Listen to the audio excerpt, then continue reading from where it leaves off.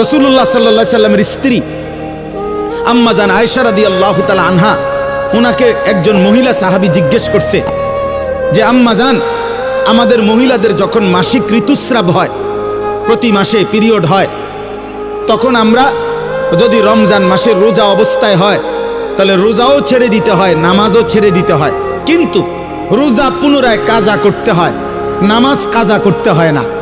একই কারণে নামাজ ছাড়লাম, একই কারণে রোজাও ছাড়লাম, অথচ রোজা কাজা করতে হবে, নামাজ কাজা করতে হবে না, এই রকম বিধান কেন?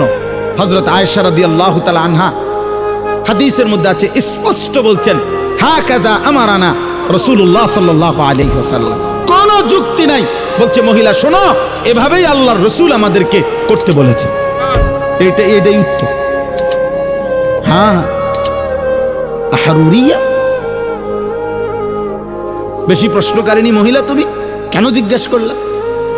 বরং এভাবেই নবী বলেছেন, খালাস, রাসূলুল্লাহ সাল্লাল্লাহু আলাইহি ওয়াসাল্লাম বলছেন, মেনে নাও।